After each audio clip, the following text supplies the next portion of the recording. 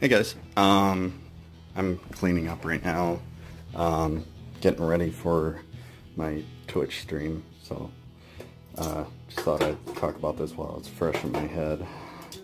You're gonna hear a bunch of shit in the background and probably see some shit that I'm not too happy about, but you know, life is rough. I got an impromptu day off from work. And I didn't do a video this week, so I thought I would do at least something in the meantime. Like, as the thoughts come to me and occur to me. God damn it, hit a thing. So I'm just gonna aim this camera up so you don't see much of the shit that I have to clean up. My wife gets really embarrassed by that. We've been,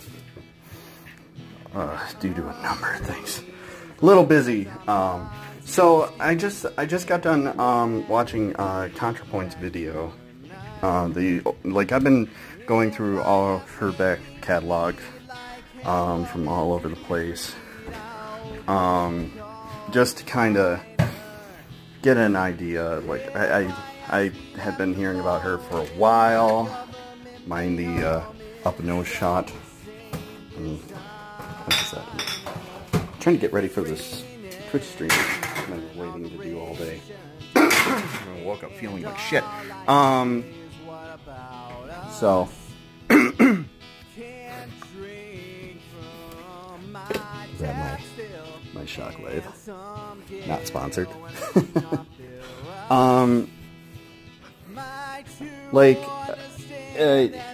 I had heard a lot about her, and I followed her on Twitter first, which is interesting, just kind of as a gateway to see, you know, maybe I'll like what she has to say.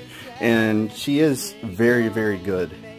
I can definitely say that a lot of the stuff I was seeing on Michael Brooks' show is confirmed. She is very well thought out. She has very well edited videos. She has consistent narrative. She has good narrative. You kind of watch someone go through, you know, trans dysphoria, and that's all really interesting to see happen in real time, and it helped me understand a few of my personal hang-ups regarding gender. You know, nothing bad. I always had the stance of, you know, to avoid any theory or this getting passed around in some circles that think that I agree with them on gender. I don't. My overall stance was, you know, I don't quite understand everything about the gender thing, and this video is not about that, but just to kind of clarify, I didn't really understand a lot about gender, so I basically took a stance of I may not understand it, but you know, it doesn't hurt anybody, it doesn't bother anybody, so as long as that's always the case, which why the fuck would it not? No one's being fucking dragged into, you know, there's no little boys being dragged into chopping their genitals off or taking estrogen like the fucking morons of the internet claim is happening. And chips. Gotta have a snack while I'm doing, you know, video gaming. So that's my whole thing there.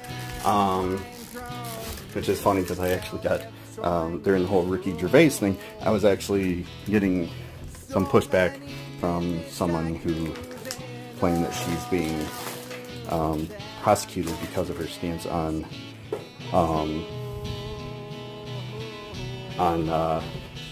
gender issues and how she views trans people. And she actually said specifically that, oh, little boys are being forced to chop their genitals off. I'm like, where the fuck is, what? No, they're not. And they're like, do you have a problem with that? I'm like, to the extent that it's happening, if they choose to do that because they identify as female, then, you know, if they fit all the criteria, obviously these decisions need to be very carefully thought about, you know. You can't go back from it. But if they identify that way and they choose to let that happen, then why the fuck not? And, you know, that pissed her off, but that was really funny. It's that she really hated how I was just pretty much like, for the most part, not really committal against or for on things like that. You know, like even everything from like women's sports and everything, I was just like laughed it off because I was like, I mean, who the fuck cares?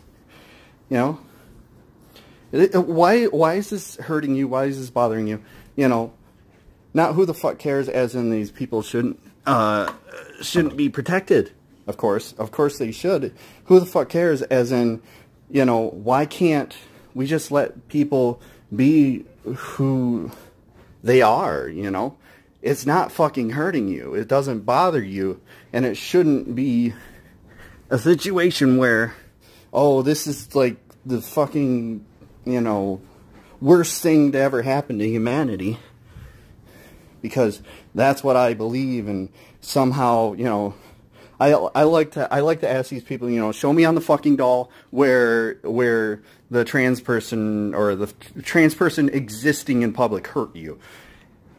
They really don't like that, because then that exposes the things. Like, no, it's not that you feel like this is bad for society. It's that you see it as an affront to yourself, because maybe you have some problems with yourself, which if you do, that's something you need to concentrate on. You need to work on yourself before you can claim to be wanting to work on other people, which, you know, you shouldn't do anyways unless you're qualified to do the fucking shit, which is the other stance I took against her, because I kept saying, I'm not qualified, neither are you, to talk about these things in the manner that we do, or we are. You know, basically, I wouldn't answer her questions. Like I said, mind the mess. We've been very lax on our cleaning of this streaming room rule. And because I had a day off, I get to do that. Haha. But yeah, it was fucking crazy. But like, it's on topic with ContraPoints, but it's not on topic with what I said. What I wanted to do this for.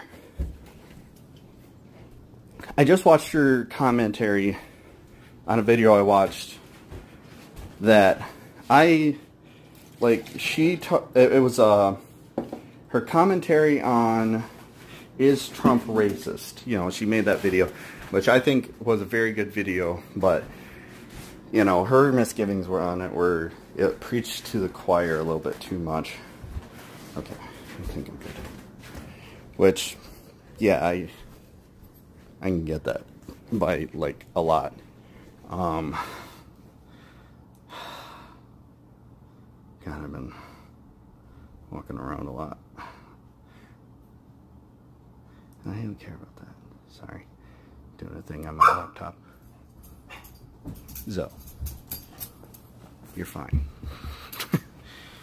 She's a little on edge today, because there's dogs outside and she wants to go play with them, and I'm not about that life. No, I don't want to pay that. I don't want to pay for fucking Avast. Just fix my computer.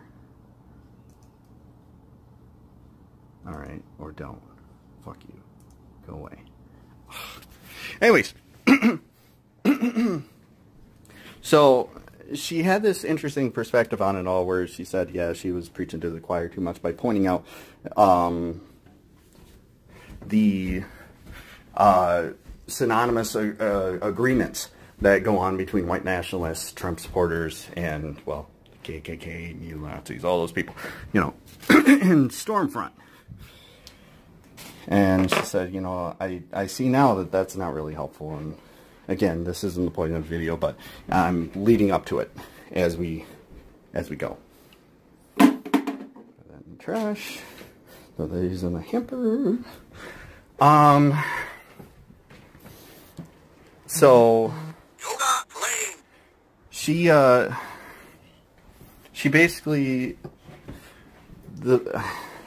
she said that, and she got to where she said, you know, we need to recognize how congruent these beliefs are between the different people. They do have those tendencies already. They believe white nationalism isn't racist. They believe it's protecting themselves and blah, blah, blah. And, yeah, that's the thing. Oh, I'm out of breath. So, overall, she just takes a stance of, you know, we need to be talking about not how they identify as white nationalists as being a problem, but talk about white nationalism as the problem. And I thought that was really substantive. And then she said something else that was interesting, because keep in mind, this was a year, she said that this was about a year before Trump not only won the primary nomination, but also the election as a whole, you know, the general election. What the fuck's going on? So I was just like, you know, Jesus, that darkens the perspective, because I didn't even think about that when I watched the video. I watched it from the perspective of where we are now, and she was watching it from the perspective of where we were in January of last year. So it's like, whew, oh boy, oh boy, what's going on with my computer? Okay. Alright, anyways, so, sorry, my phone's getting blown up. So, like, she held that perspective, which, I mean, is interesting, to say the least. I see what's going on, you fucker. I hate this fucking thing. And she made the statement of, I think after the election, there was a tendency for people to have a visceral reaction and lashing out against specifically the people who led to us getting there. And made me kind of have a realization about how a lot of the Hillary Clinton supporters view Bernie Sanders supporters, and they view us as the reason, part of the reason Trump won. They think we had a part in it because we pointed out the flaws of Hillary Clinton. And Bernie Sanders does that, and even just now, they're harping on Bernie for, you know, on the anniversary of Martin Luther King's death. They say he slammed, he slammed President Obama, which I went back and looked at the quotes, and he's just like, well, you know, he was charismatic, but he didn't enact very much progressive policy. Boom! Oh, fucking got him! Oh my, he fucking took him down. And it's like, that was it. And I've been talking with them on Twitter, because I'm just like, you guys realize how benign the thing this is? Like, you guys are flipping out about, like, the most benign statement in the world, but, oh, it's somewhat negative toward the Democratic Party, recognizing that they're not a party of pushing policy and ideas, which he's trying to make the party, but that, you know, yeah, it's true about Obama. He wanted to, he thought he could unite the country by, well, uniting the right and the left. So he did a lot of consolatory measures towards the right wing, and that led to a lot of really bad policy that could have been better, that didn't need Republican votes, that, you know, he could have took them to task on their filibusters and everything, and their constant obstruction, you know, which is a failure on his part. I know they did the obstruction, but he didn't really fight against it. He was just like, hey, guys, come on now. And I think that's something that's worth talking about Obama. But, you know, the idea that everybody who everybody kind of saw as a reason for how we got here, we all see them as this nebulous blame thing that we all want to hold to account because we're upset by where we are now. I can understand that. And I see that in Hillary Clinton supporters, because for Hillary Clinton supporters, you know, at least those specific Hillary Clinton supporters, the problem is, you know, it was Bernie, and it's Bernie Sanders supporters. And on the Bernie Sanders supporters side, it's Hillary, and that she ran, and that she is bad, and that, you know, Trump largely ran a campaign pushing different policies that kind of took her on from the left, even though he didn't mean any of it, and it's wrong to think that he did. So we're all trying to find the blame for this, and I think the blame is spread around. It's all of us. I think I figured out why we're fighting amongst each other in the left. We're all blaming each other for why Hillary Clinton lost. I take the tact of not blaming the supporters of either group. I blame Hillary Clinton for losing. I believe she ran a very bad campaign. I believe she didn't think. She kind of took, you know, the same thing that she couldn't win against Obama with, where she kind of took it for granted that she was just going to win. And you may not like me saying that, but there's a lot of evidence that proves that. But even regardless to that fact, I'm just cleaning up my desktop while I'm finishing this up. Even regardless to that fact, we all put ourselves here. We're all here. And it's going to take all of us to get out of it. We're searching for blame in each other and fighting amongst each other when, you know, we could unite. And I know Hillary Clinton supporters are like, you know, well, Bernie's not a Democrat, and, you know, he shouldn't be trying to change the Democratic Party.